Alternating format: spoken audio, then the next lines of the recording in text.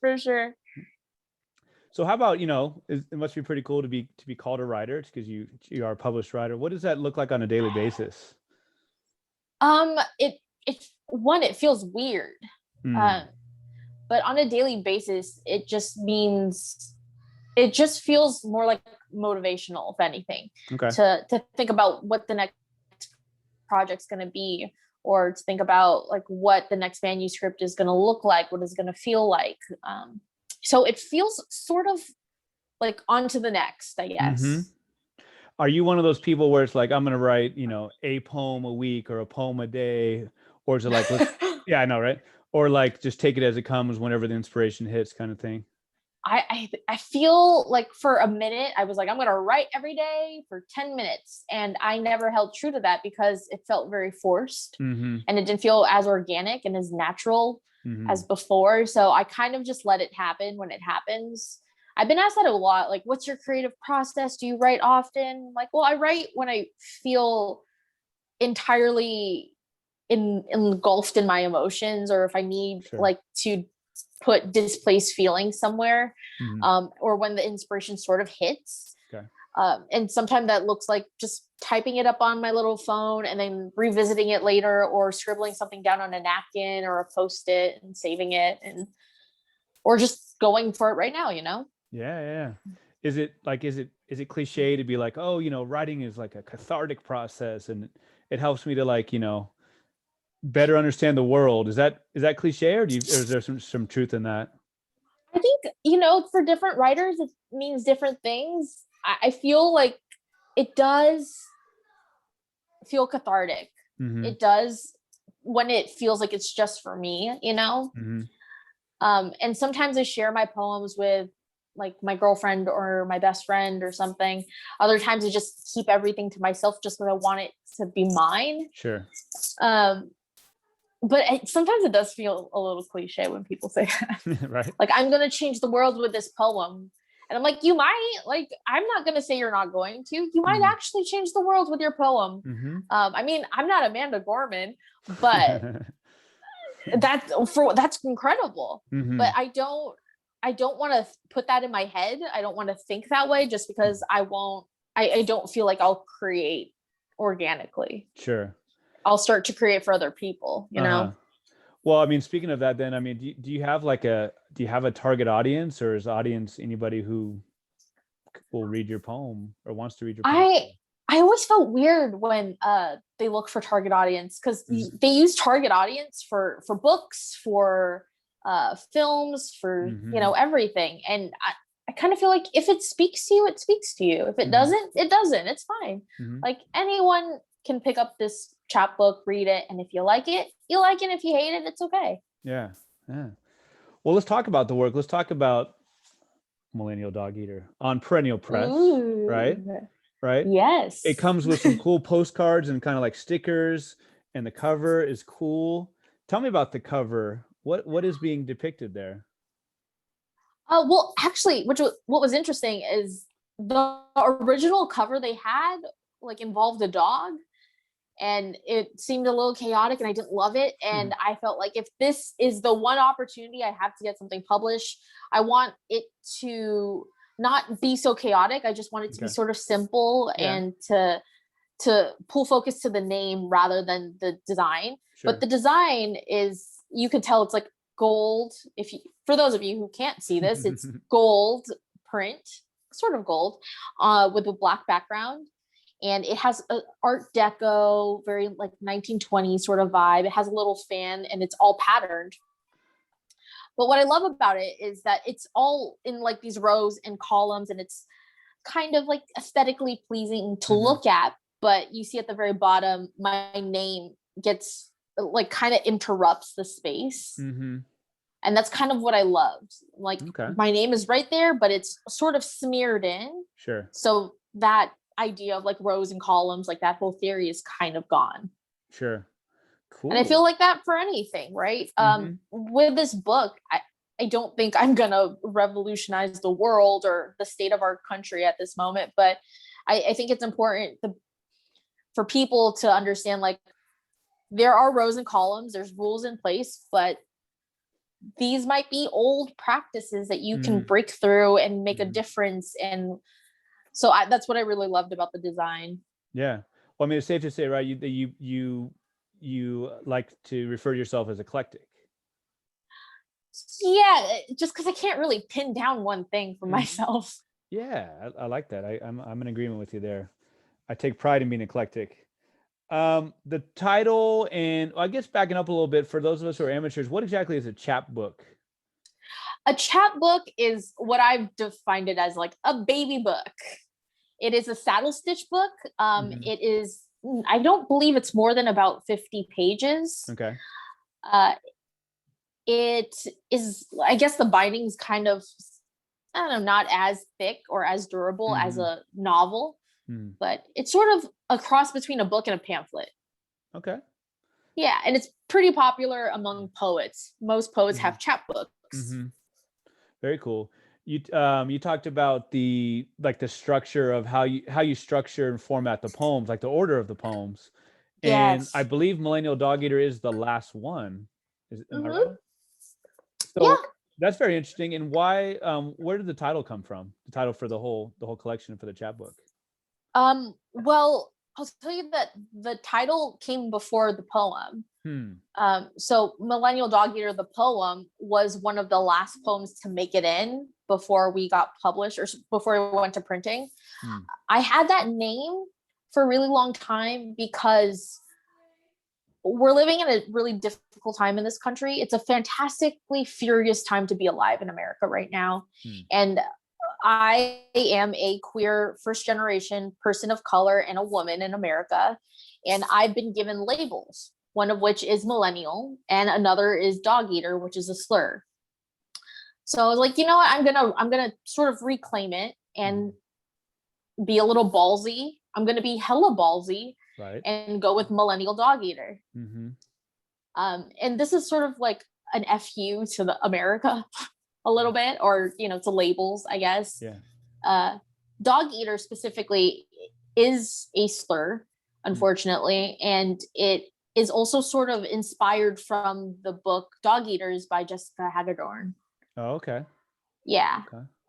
it's a great book I read in college. Fantastic. I've heard of it, but I've not read it. I mean, is the subject matter anywhere similar to yours or? Yeah, it's about Filipino Americans Okay. who moved to San Francisco. Oh, well, yes. Okay. Yeah, so indulge in the book if you have the Yeah. opportunity. It's a great read. Yeah. But it was one of the first books I read that I was like, wow, there's someone who came up from the same upbringing as me Mm-hmm. and has, will look like me if they ever decide to make a movie from it. Right. Right. Right. Right. Obviously, you traffic in words and placement and all that is so important. And you talk about like reclaiming the slur and all of that. Um, would you say that that queer works in the same way? Because obviously that's one that's been used as an epithet for a long time.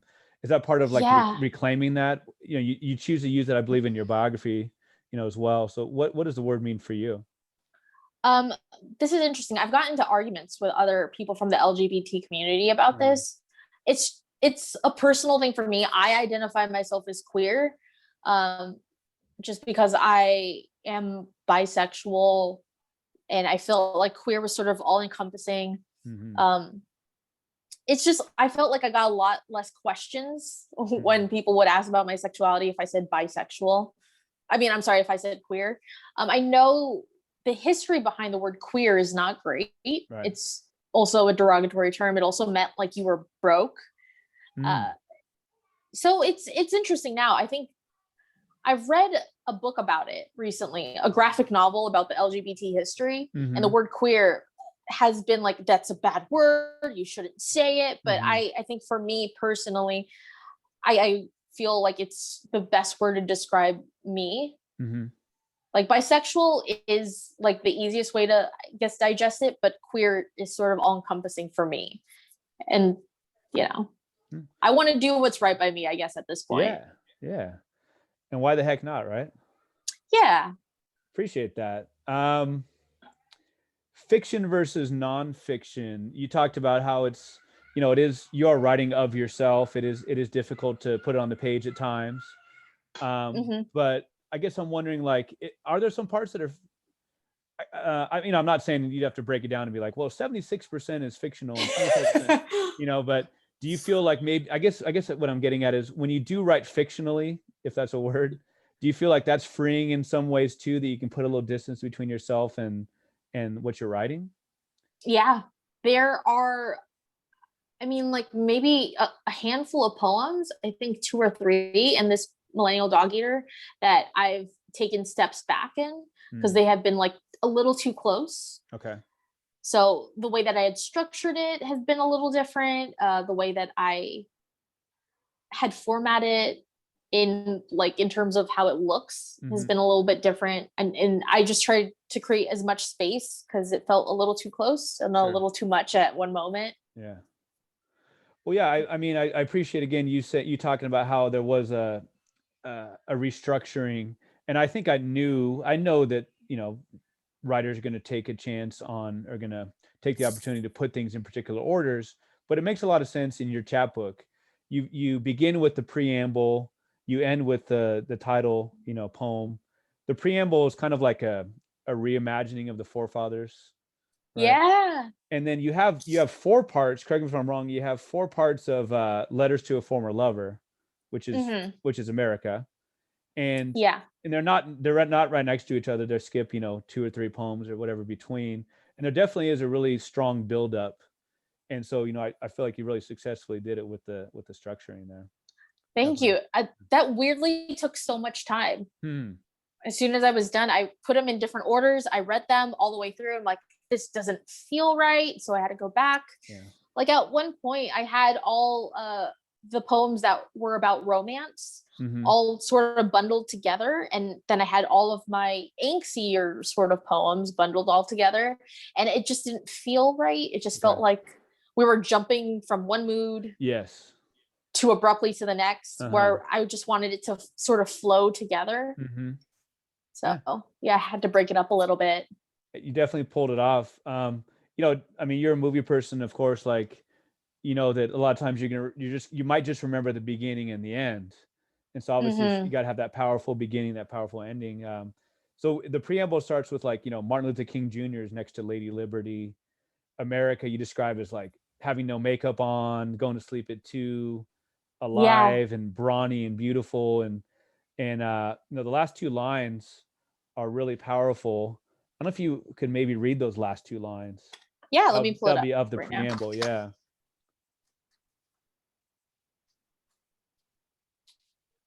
One day, Lady Liberty from there.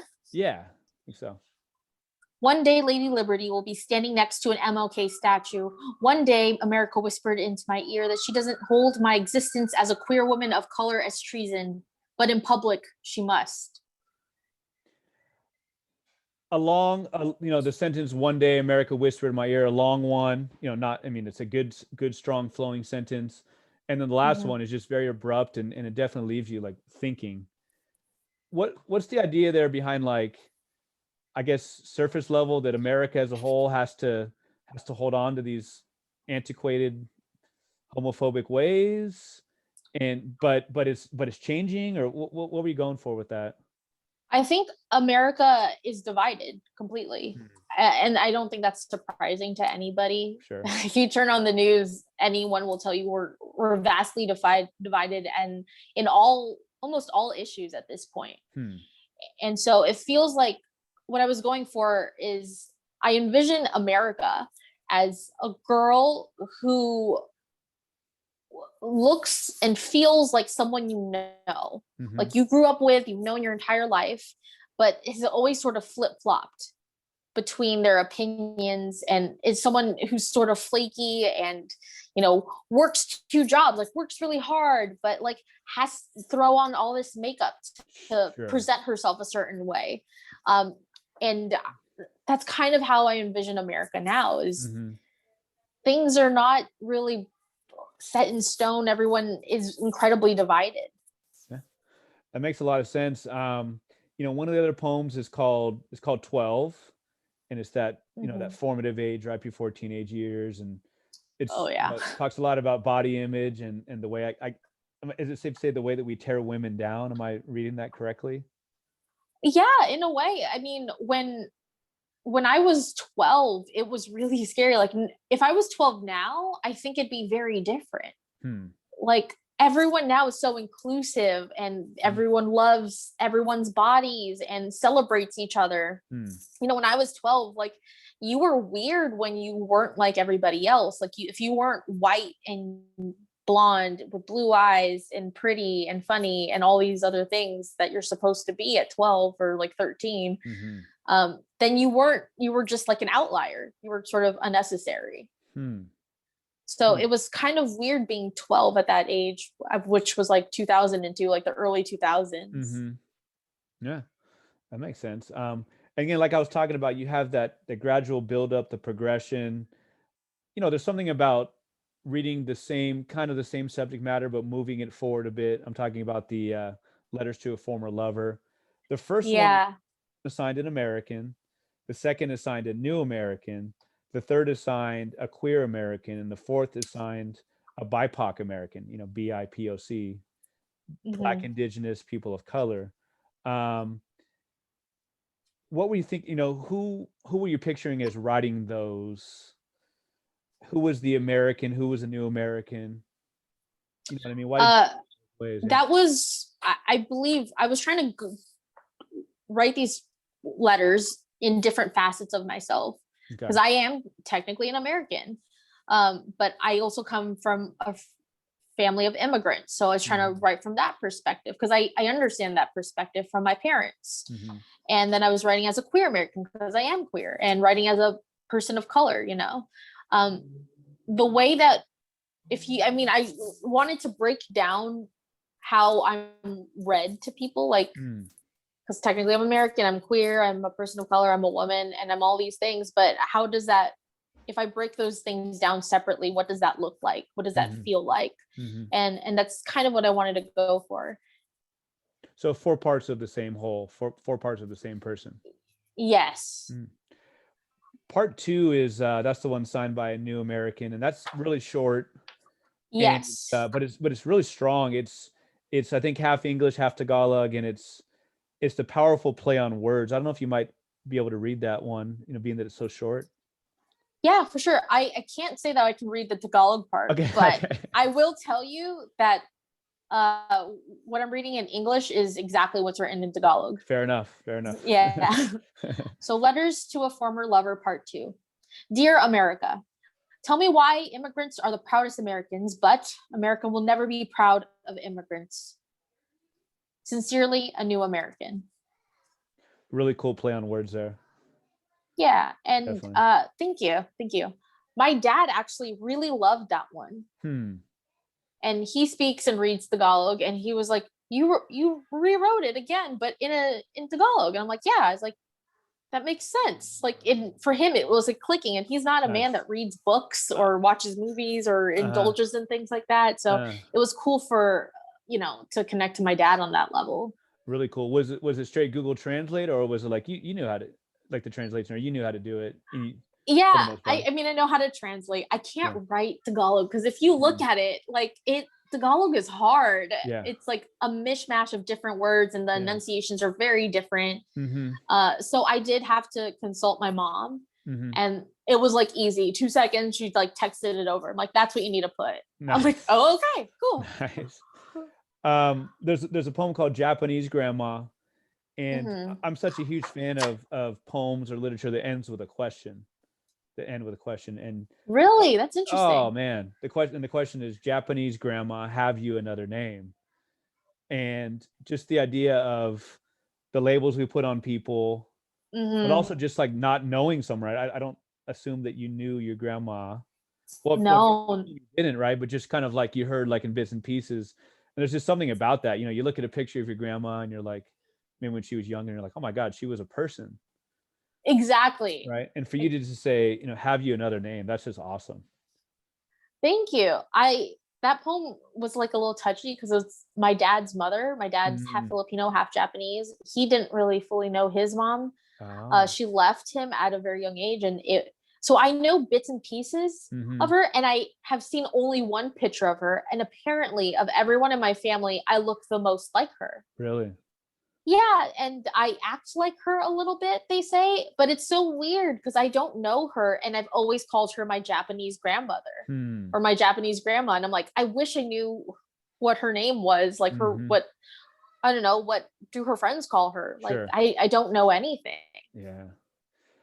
Then, like you said, you don't put them all together, but you have a few that you could maybe call poems of love or romance. Her, Mm-hmm. How to Love Her Less, I Want to Hold Your Hand in Public, which is, I mean, they're all beautiful, but it's Thank you. also very wrenching. Um, Yeah.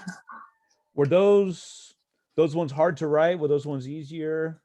How, writing love and romance, how did that go? um so I'm not ever a poet that indulges in like romantic poems at all, but I fell for someone very deeply like almost a year and a half, almost 2 years ago. And I, for some reason, just felt like I want to write. And then I did. And it formed into poems about this girl. Hmm.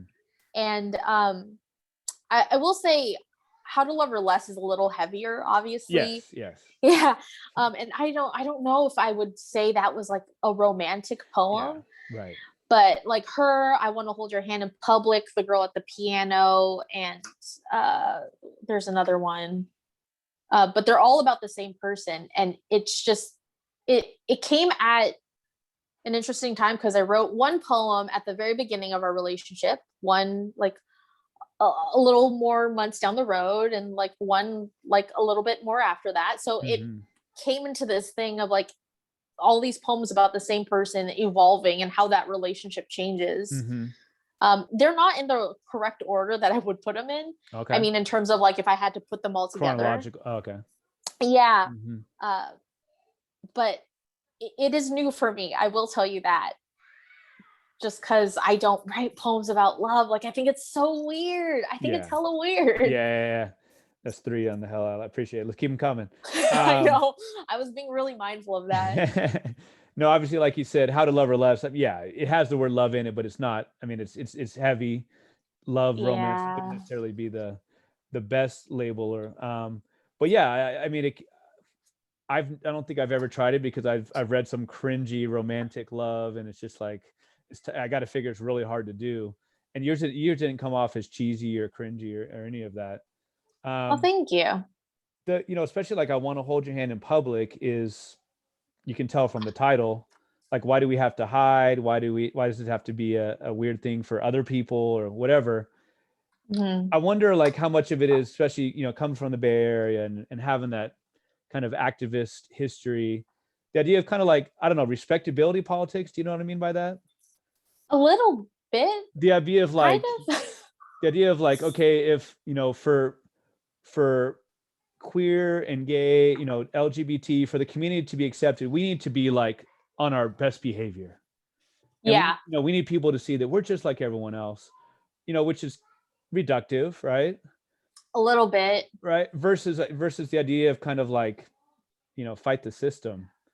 I wonder how much you feel like there was a balance in not just in that poem, but in all the things you've written about, like, I want to show who I am in all my different facets, and make myself be seen by you, but also like the system sucks, like down with it. I don't know. I don't know if that's too hard of a Yeah. question. No, no, no, it's not hard at all. I love that question. I mean, especially now with all these hate crimes that have been happening. Mm, I'm not gonna lie, these hate crimes have been happening. It's just right. being publicized now more frequently in the Yeah. media. Hmm. Um, I think in my own small way, and this, like some of these poems that are very much like "Boot on My Neck" or Mm, poem or Brown Girl, like those poems are meant to be sort of like a gentle little middle finger to mm, everyone who says like this is like you're not where you need to be. And mm. I think that in its small way is sort of my version of revolting, Yeah, but definitely. Yeah, yeah. definitely. So yeah, I mean, politics or whatever you want to call it, you get into with gentrification. Yeah. Um, Jesus Christ. right.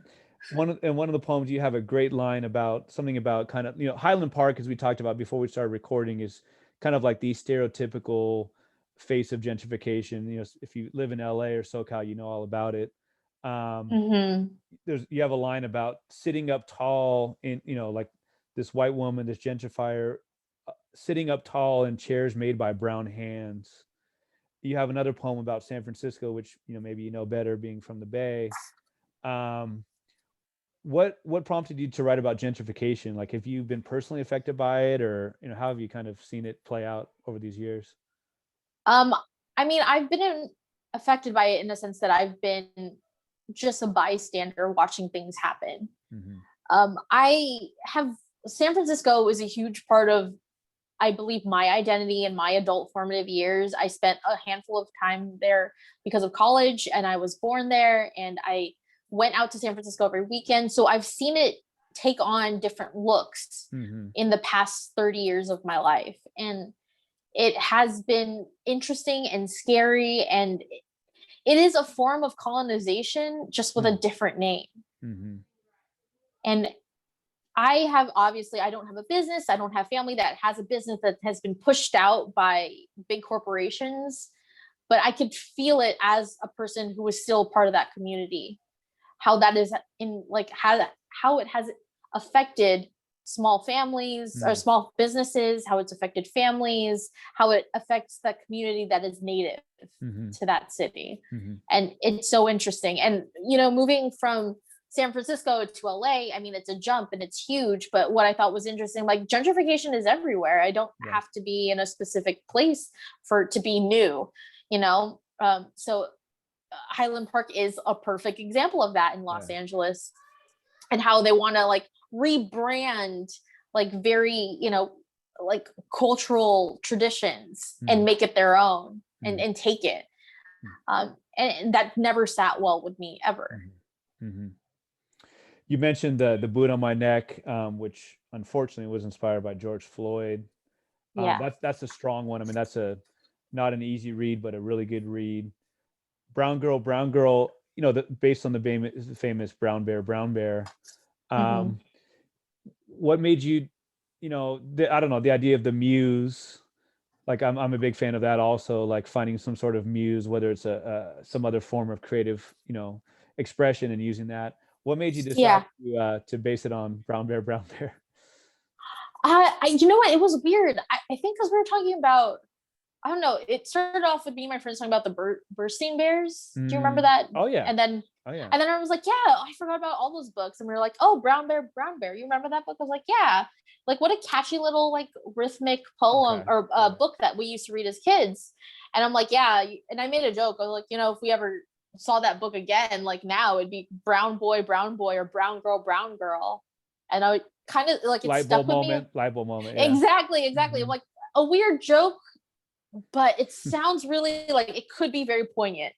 So I ran with it, and I love like hip hop and rap, and I thought like I tried really hard not to put any poems that rhymed in here, but I'm like, this was my one thing to be like, I can afford to do this. Yes.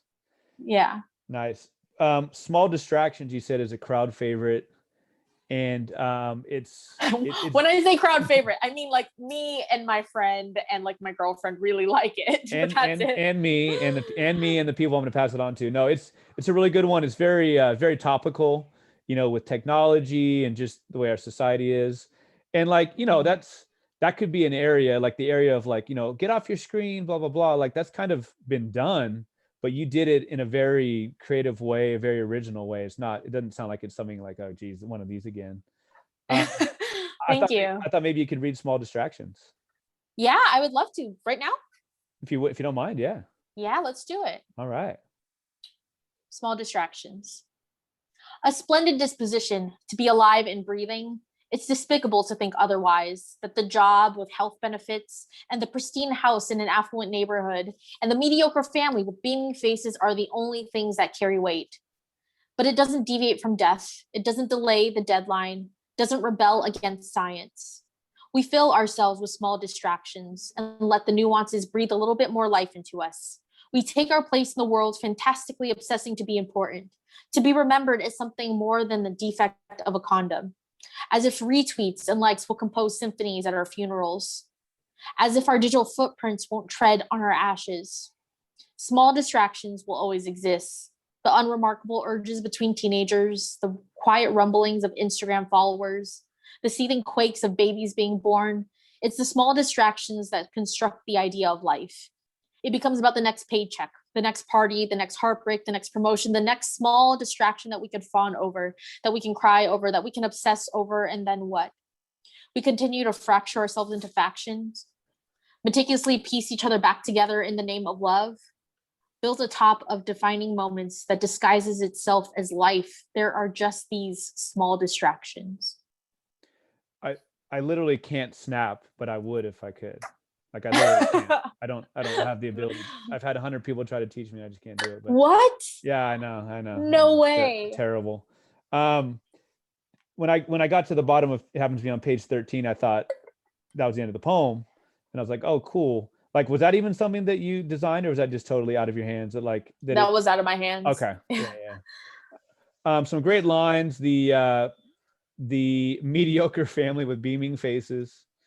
I love the alliteration of doesn't deviate death, doesn't delay deadline. The sound, definitely comes through there. Yes. Right. I love wordplay, and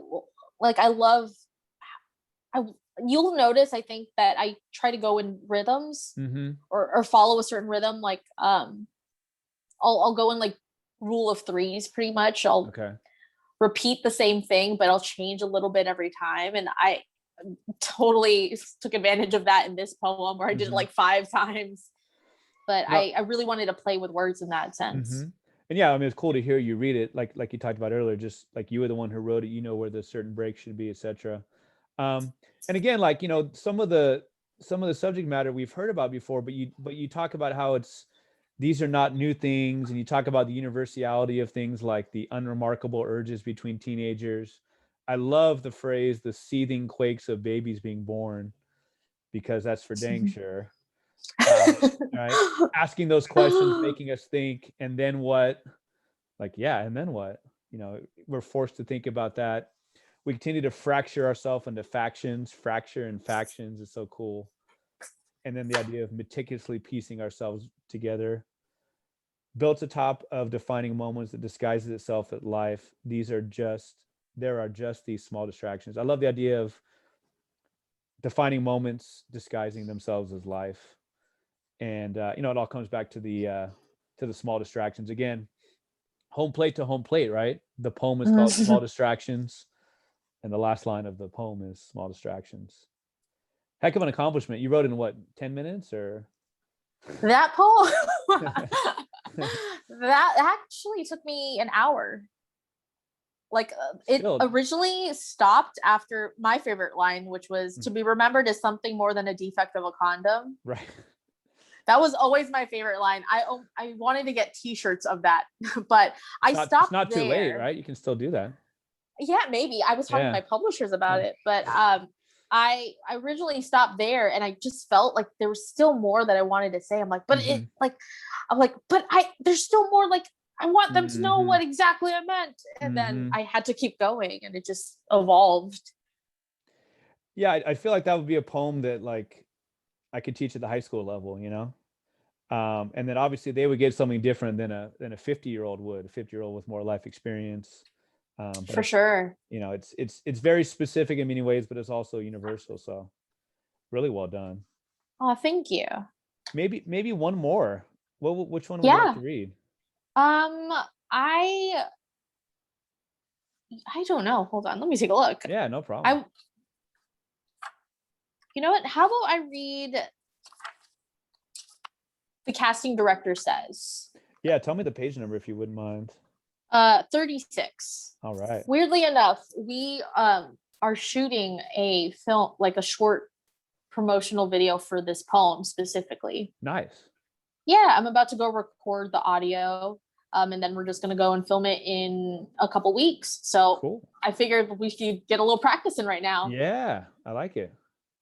All right. This is The Casting Director Says. The casting director says that they're celebrating diverse actors. And when the casting director says diverse, they mean Black women being sassy, diverse, Asian girls being nerdy, diverse, Latin girls acting spicy, diverse, Indian man driving a taxi, diverse, Black man selling drugs, diverse, Mexicans can't speak English, diverse, Indigenous people being ignored, diverse. The casting director says we need to empower different stories. And by different stories, they mean not white. Because less white means more buzz, more shock value, more money. More than half of the industry was built on the same narrative as the white experience in America. But on this other side of the brown bag test, hot yoga classes and native headpieces worn at Coachella, there is us. The first generation babies of split tongue and open air markets. Your temporary multimedia band-aids coming in an assortment of melanin, blessing your screens with slanted eyes, chancletas, box braids, Santaninos, and cocoa butter. We already know the disparity of diverse narratives. We are the disparity of diverse narratives. When the casting director says they need diverse actors, we come running with chopsticks in hands, hot combs in our hair, and tamales in our mouths. But diversity is not putting on an accent for punchlines or fashioning yourself in stereotypes.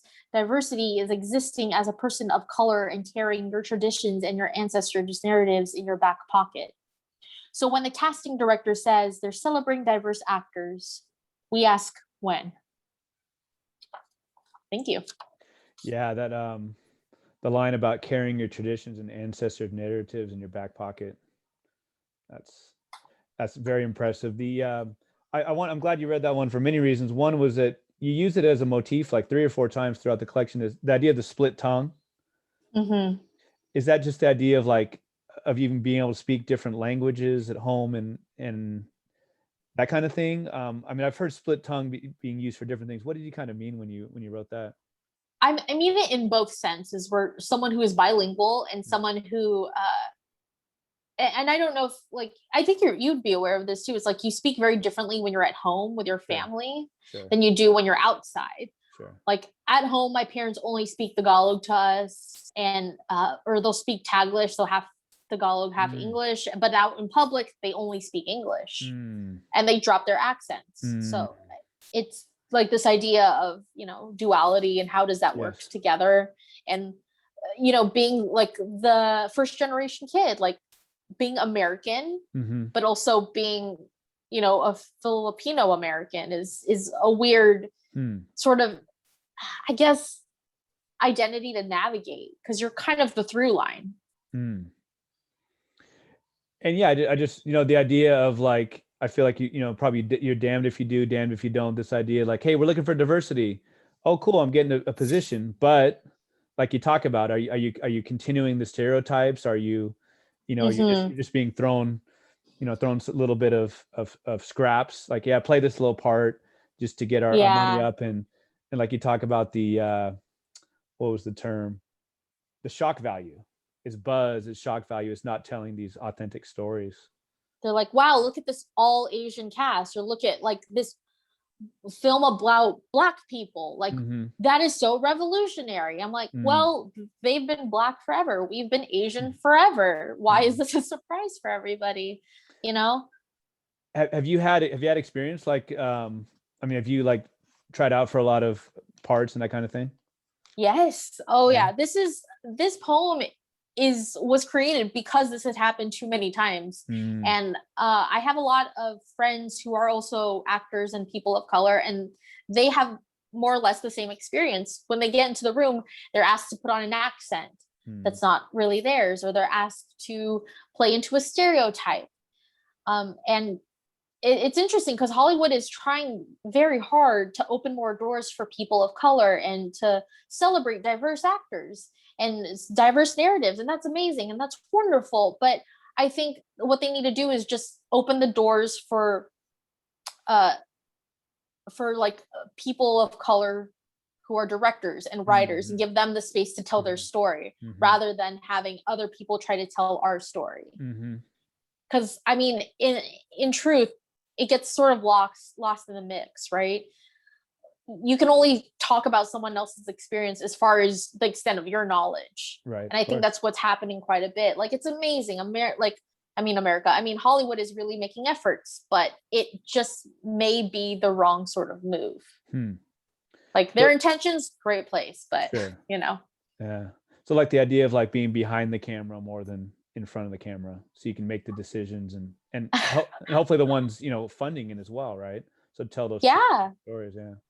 I love being in front and behind. I love being very hands-on with that whole process because storytelling is amazing in its facet, right? Like it's so beautiful. But if you have the opportunity to take control of your narrative, why wouldn't you? Right. Thank you so much for reading that. Of Those. I course. appreciate that. What's next? What are you working on besides besides trying out there in Hollywood, trying to get your name out there? Other than like, ooh, That's all right. that was a You're so excited about hella, that. yeah, that was a hella abrupt move. Right. But right now I'm actually working on a web series, and in terms of like, it's in pre-production. So hopefully when COVID and all of our things are lifted and we all get the vaccine, hopefully we could start shooting that fairly soon. I'm also working on my next manuscript. Nice. So I'm pretty excited. When you're working on your next manuscript, I mean, is it just like, hey, I've got a few poems already and like I'm thinking about putting them together, or did like the title and the project come first and then the poetry, the work came next? Oh no, the poetry came first. Yeah, I would think so. Because I had a handful, like maybe about 7 poems that didn't make it into Millennial Dog Eater. And some of them were just because I was writing them as we were printing it. So it's like, it's a little too late. But I also saw that there's an opportunity for a different sort of through line. I mean, Millennial Dog Eater is very like American centric, and which is great. But I think this next manuscript that I'm working on is a little different, and it's going to feel a little bit closer to Small Distractions. Okay. Because Small Distractions and Boot on My Neck were the last poems to get in, and Millennial Dog Eater. Well, it seems like that's one of the cool things about the chapbook, and I guess maybe publishing more these days, is that it's very current, and like, I mean, that poem will read great in 20 years also, but it just seems like, I guess the idea that you're able to publish more often and, get that work out there. We don't have to wait 20 hours or 20 days, 20 weeks to get something published. Is that it definitely has that freshness to it for sure. Yeah, for sure. So hopefully, we'll see some stuff happen.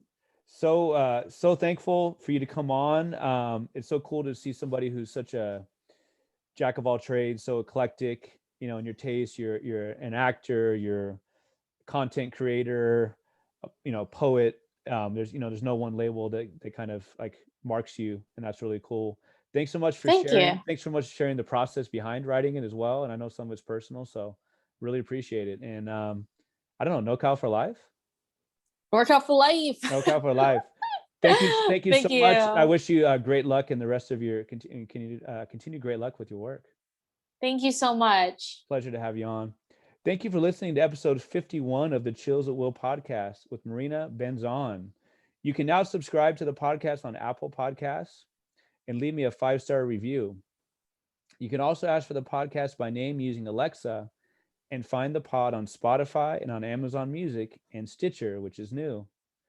Follow me on Instagram, where I'm at Chills at Will Podcast, or on Twitter, where I'm at Chills at Will PO1. This is a passion project of mine, a DIY operation, and I'd love for your help in promoting what I'm convinced is a unique and spirited look at an often ignored art form. The intro song for the Chills at Will podcast is Wind Down instrumental version, and the other song played on this episode was Hoops instrumental by Matt Whitehour. Both great songs are used through archesaudio.com. For now, thanks again for listening, and I hope that these quarantine days bring you texts like Millennial Dog Eater by writers with mad skills like Marinna Benzon, whose work gives you chills at will.